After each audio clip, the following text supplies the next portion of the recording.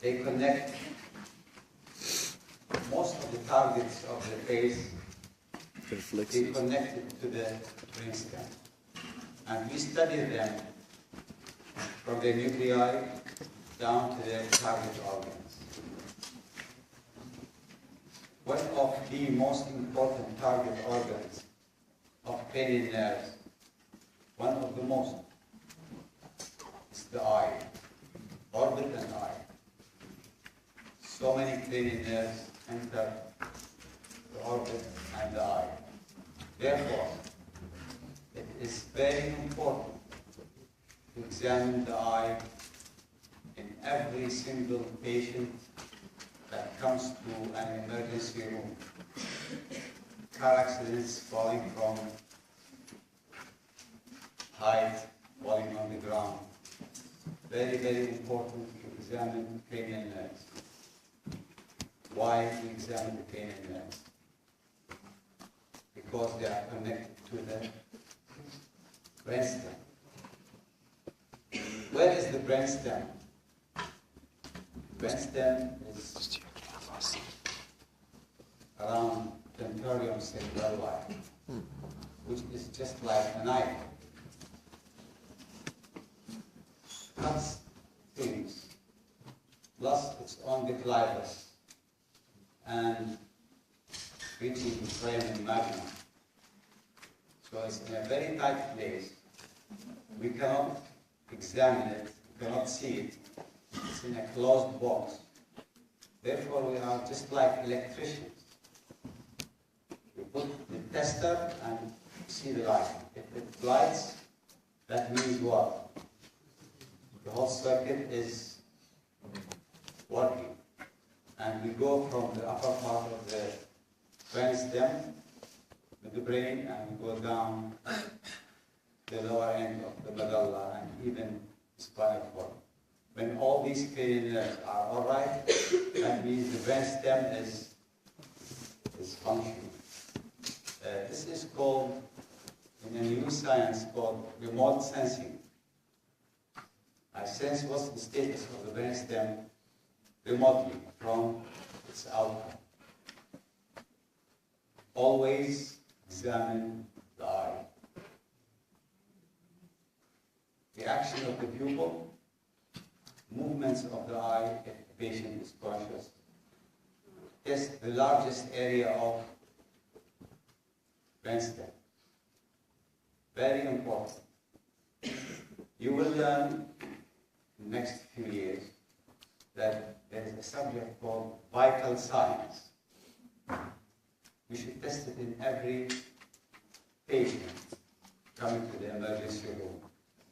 Even if the patient is unconscious, he doesn't know where he is, in coma, for example. These vital signs are heart rate, if the heart is beating or not, respiratory rate, if the patient is breathing or not, blood pressure, temperature, pupil, and then we assess level of examination of the pupil. Is it dilated? Is it constricted? Is it responding to light or not? This is one of the vital signs. The very initial examination. Is this patient alive? Is the brain and all parts of the brain are working or not? These are called vital signs. Is the patient going to live or not? The eye should be examined in every patient coming to the emergency room. Is this message clear? Always examine the eye. Always examine the eye. Now this is the first part of the central nervous system with its outcome. Some cranial nerves were purely sensory, like what? Optic, vestibulocochlear, stereoacoustic, or vestibulocochlear, 8 Some of them are pure motor, like what? Oculomotor. Trocular. Like Trocular. oculomotor, pure parasympathetic. Trocular. Trochlear, Obtuse. okay? Hypoclus. There are some people who will say there is no pure motor. Yeah. You know why? Because muscles have receptors, muscle spindles, Intrafusal muscle. which will tell Proprioception. proprioception. Is the muscle contracting, is the muscle relaxing, status of the muscle. Therefore, there is no single pure motor. All motor nerves have afferent sensory from the muscle spindle. But anyway, you see, some people say these are pure motor. Some people say, what about afferents from muscle spindle? They say, well, it's sensory. There's a receptor and there's an incoming message. But this, for the time being, let us believe that there are pure motor. One of the controversial cranial nerve was what? 7. Some people say this is pure motor. Some people say, what about taste?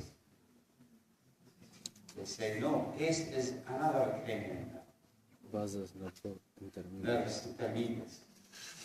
This is another 13th cranial nerve attached to the 7th. But at this point of time, let's say facial nerve is sensory and motor. Okay? What about spinal cord? Spinal cord is a part of the central nervous system, and there are spinal nerves coming out of the spinal cord. So we are going to address spinal nerves. What is the basic structure of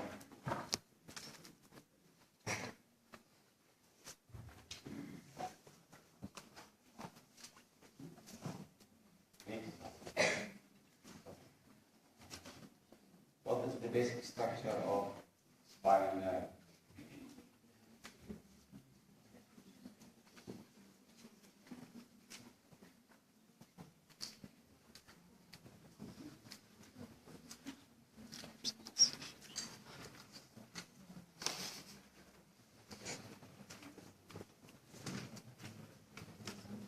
This is the basic structure of the spinal nerve.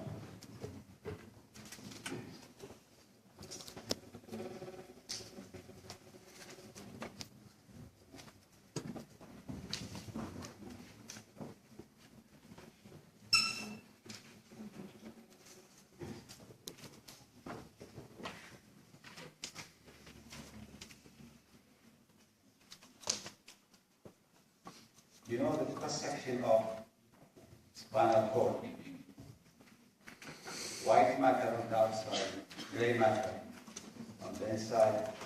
Gray matter is having dorsal horns and ventral horn. And this is the spinal cord in the spinal or vertebral canal.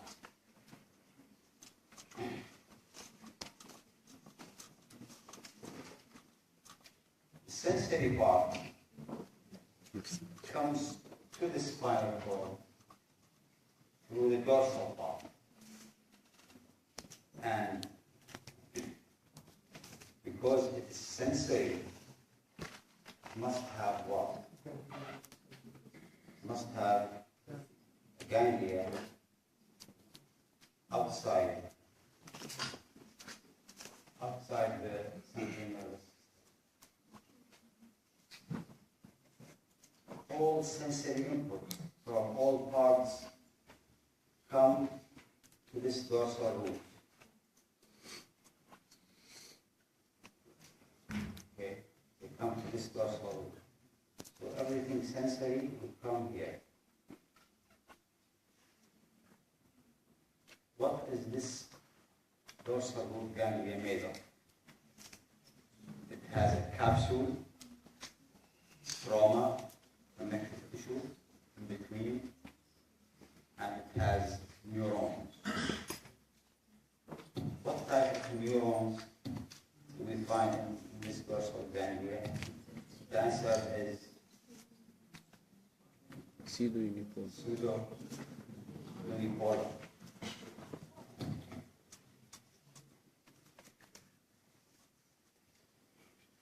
That means it has an arm that comes from receptors collecting information, and then this is called dendrite, and it sends messages to the spinal cord. This is an axon. Okay? Probably you know that dendrites are not binary, but for the pseudo-unipolar, they are. Everything sensory comes dorsal. And this dorsal part is very short from here to here. Now, the motor part, you will say, you talk about sensory and you talk about motor. Can we conclude that spinal nerves are always mixed? The answer is yes. Anything that comes out of the spinal cord comes from the ventral part. Comes from the ventral part. Okay. In this ventral part, there is a neuron in the anterior horn. And this neuron is going to send its axon to the target organs, which are skeletal.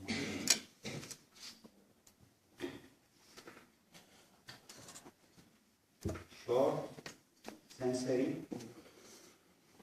and short pure sensory and short pure motor.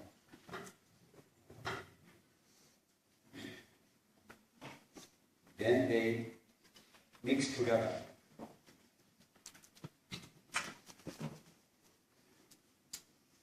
They mix together and form spinal nerve.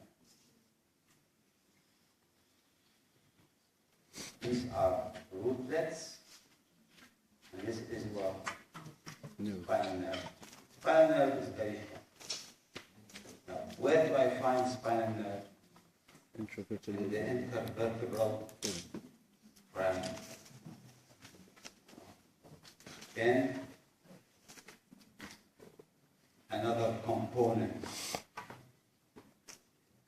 not in every region, but from T1 to L2 or L3 is the sympathetic. Sympathetic will come from, sympathetic here is, for this moment, we will say it is motor to gland. Okay? Affects gland. Later on, we will say it's not only motor but and sensitive. But for this time, we start with the motor. It comes out of spinal cord,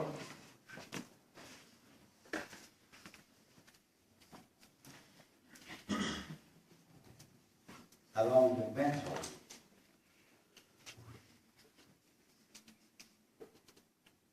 leaves the spinal nerve. Okay, synapses here. When I say synapses here, that means it's in a ganglia. And this ganglia has capsule, stroma, cells around neurons, and the neurons are multipolar. Not like neurons in the dorsal root. Why do we have multipolar? Because we want to magnify the message. Is this part coming out of the anterior horn? This is part of the central nervous system, and it's myelinated.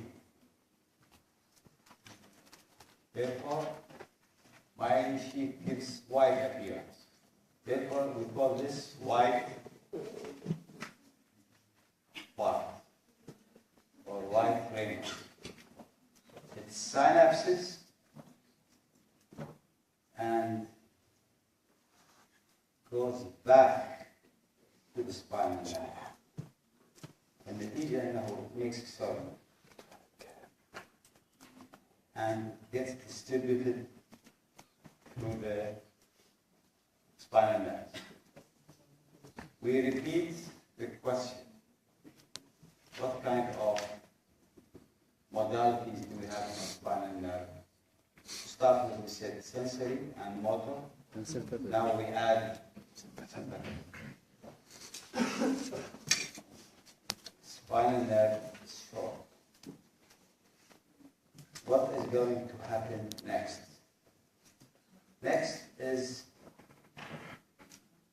here's the vertebra, here's the sternum, for example. This is posterior, this is anterior.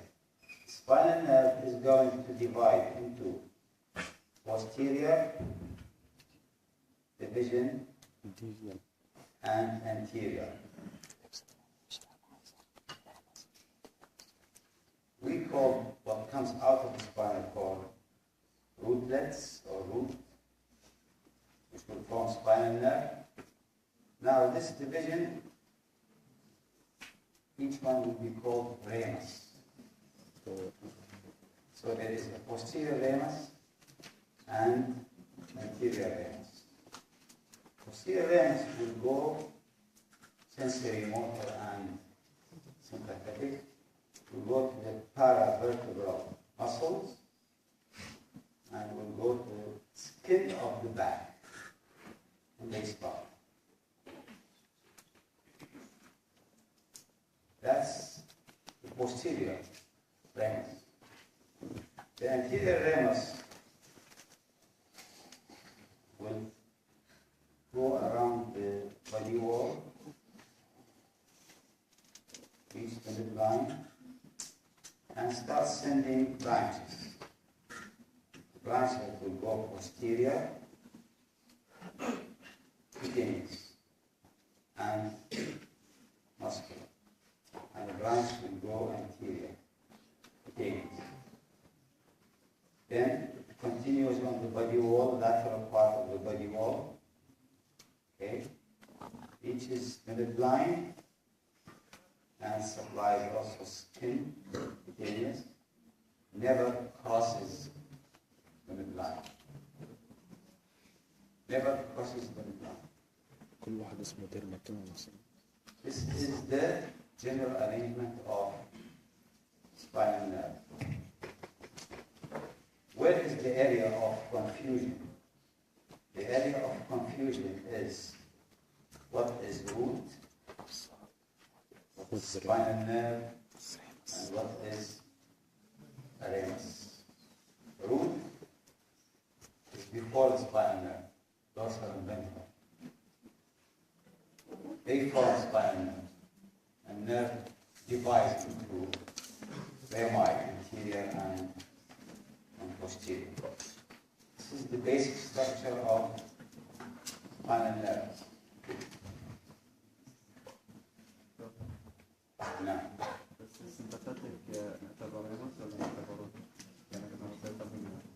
sympathetic comes from anterior or ventral. Okay? And anterior roots.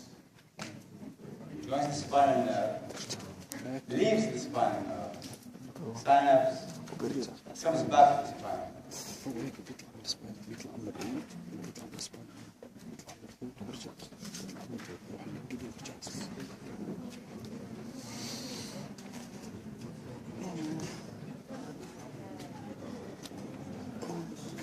هناك من يرادون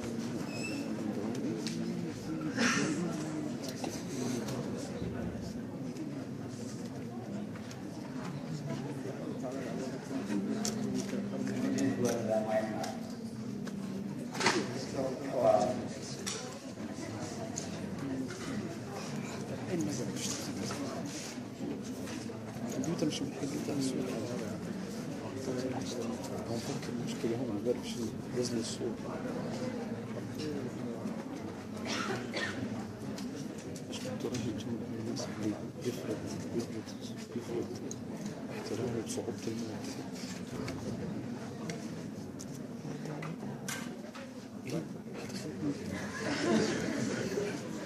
That's because I'm hungry.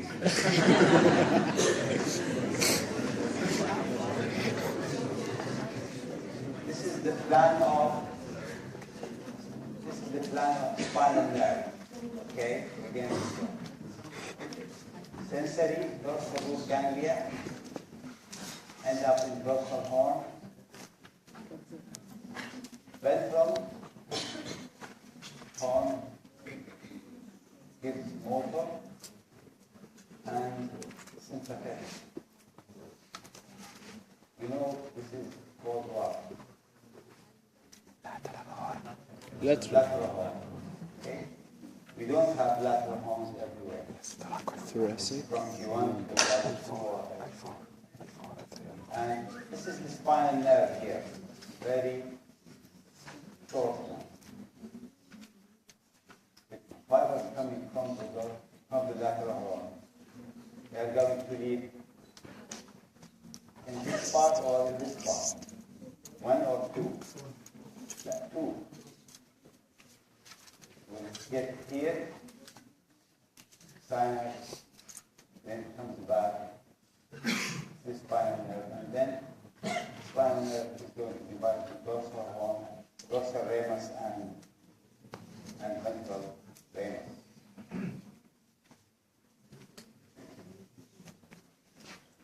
Spinal nerves,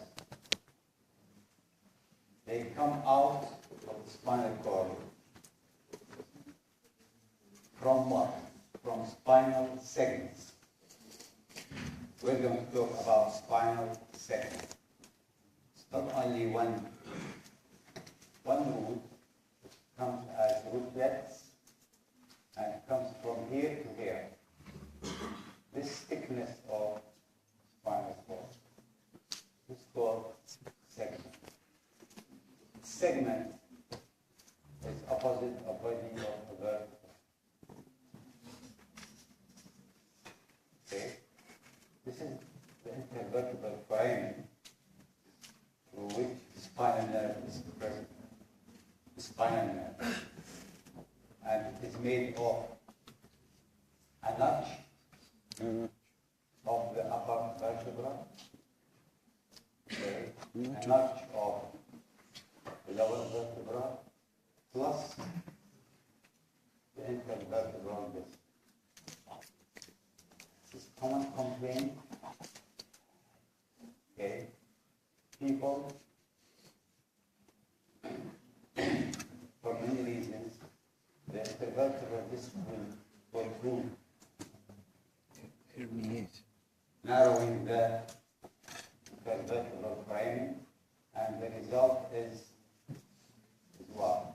Pressure on spinal nerve, and it will lead to shooting pain. Very common problem. This image, we've gone through that, but we have to make sure that we understand it. The blue one is what? Sensei. Coming from dorsal root ganglia. The red ones are what? Motor.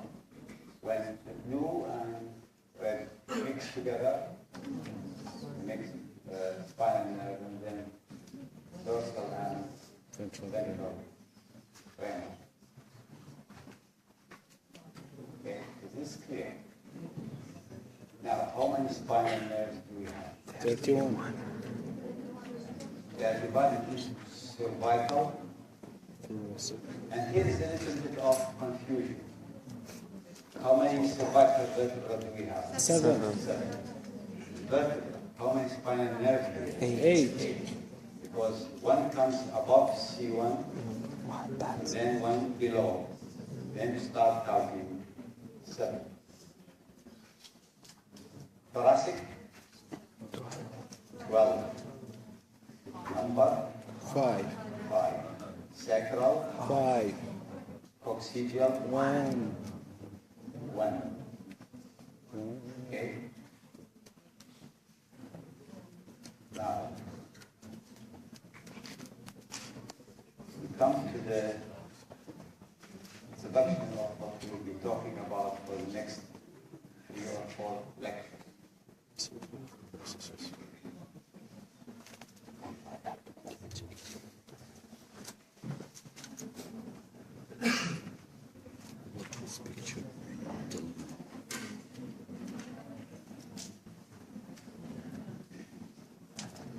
This is the dorsal ramus of the spinal nerve. Okay? And this is what? The ventral ramus.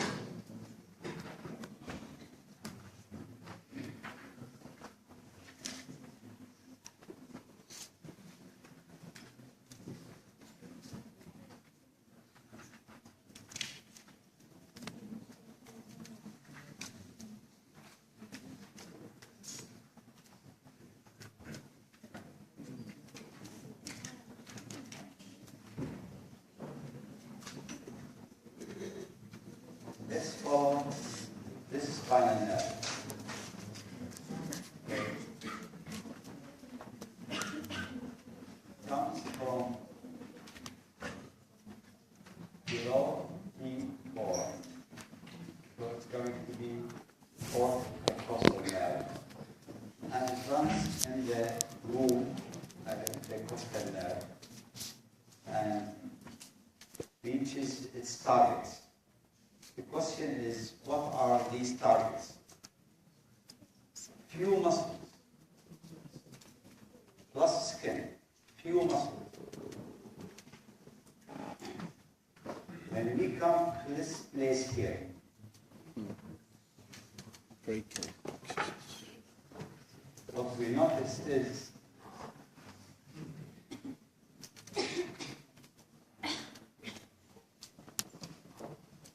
this.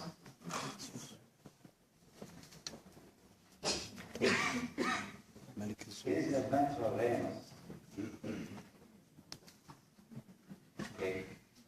It is a ventral ramus that will start to divide with another ventral ramus that will share. There is a mixture of nerve fibers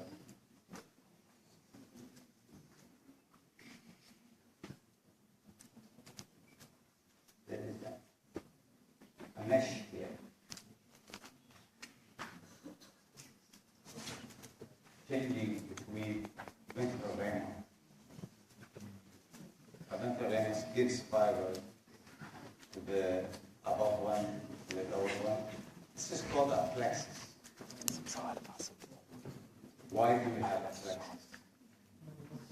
Because the target areas are many muscles. And we need to have efficient movement, efficient contraction of these muscles. And therefore, we have a plexus. The next question is, where do we have plexuses?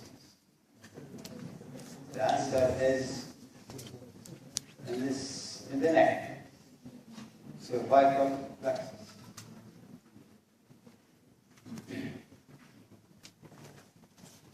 Targets are sensitive areas, and in the neck we have so many muscles.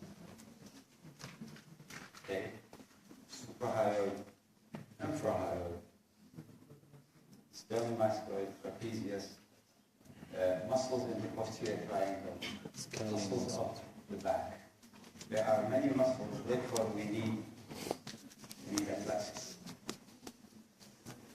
It's going to start very early, C1, C2, C3, C4. Next to this plexus, another plexus. The target of this plexus is called the brachial, and brachial means humors. Targets are so many. And here we have the most complicated plexus. We will be addressing that next week. They make a mesh, and then there is an end result of this plexus. The end results of this plexus will come, each one will come to a group of muscles. And you know the groups of muscles. Okay?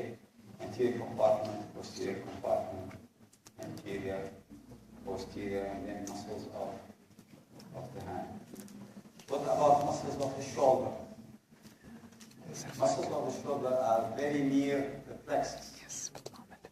And the economy of the body says, why should I give branches to the dorsal muscle of the scapula or anterior muscles if they are so near? So the early stages of the plexus will give branches.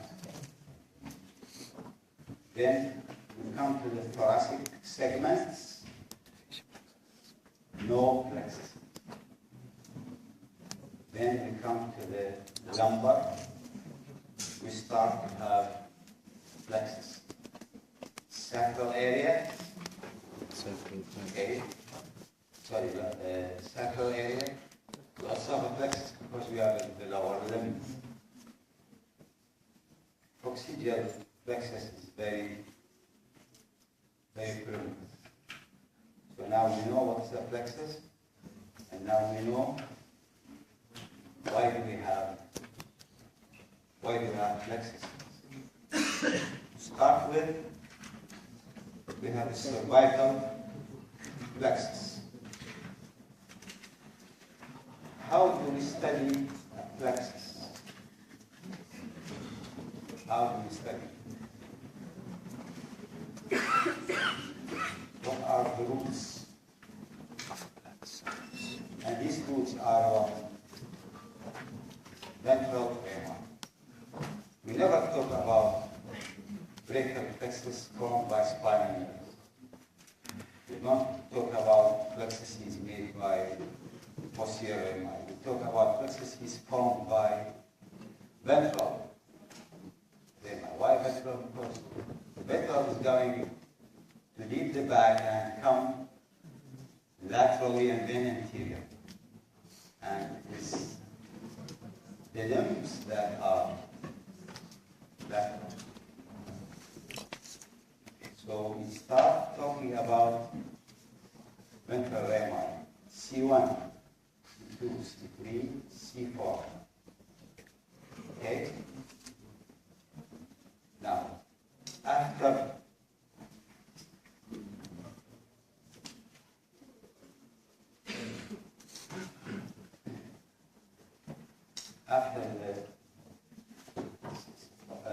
ventral rami, you can see that it is dividing. Okay? Dividing. And this division is going to make what? Make a loop to the next one. So here is one loop. Here is another loop. And here is another loop. Okay? Here is another loop. So what is the main feature of cervical plexus? Loops.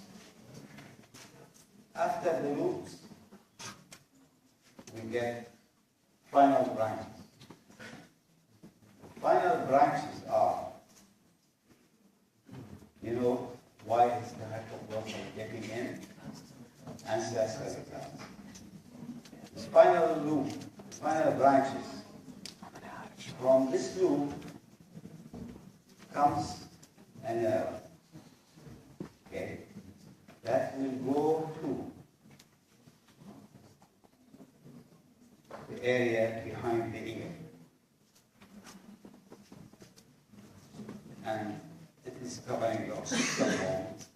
Therefore, we call it occipital nerve. It does not reach the middle of the back. Now, in the middle of the back, because it's posterior, this cutaneous area will be supplied by another nerve, also called occipital. But that nerve is not part of the plexus. So this nerve is going to be lesser occipital. It's a branch of cervical plexus. But the greater occipital is a posterior ramus branch, therefore it's not part of cervical plexus. Another branch, okay, is called great auricle. And it goes where? To the ear. To the external ear and external auditory ears. Transverse cervical that comes and supplies skin, okay, below the jaw, and transverse. Therefore, it's called transverse cervical. And then 3 branches that will supply skin over the clavicle. Therefore, they are called supraclavicular. Lateral, immediate, and medial. These are superficial. There is a deep nerve that comes out of cervical plexus, and that nerve is phrenic. Phrenic is what? It is motor and sensory diaphragm. So you will ask, diaphragm is here, and nerve supply is coming from the cervical plexus. Why is that? Because when the embryo was developing, the diaphragm developed opposite C3, 4, and 5. And when there is differential growth, diaphragm went down. And it took its nerve supply with it. Let's see some pictures. What this picture telling you?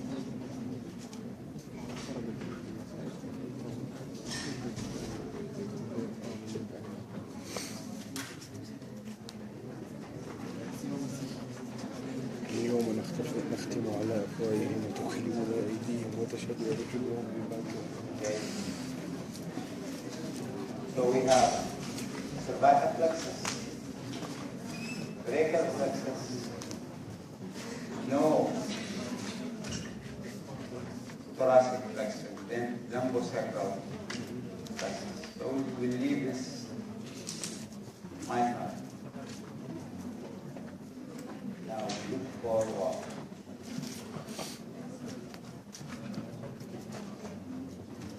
For cervical plexus.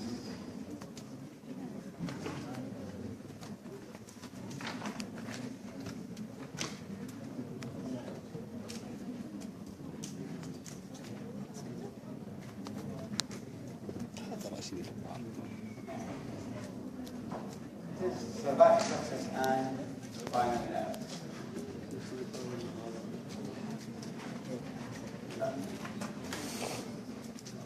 Do we know this information? Do we know that spinal nerve is short?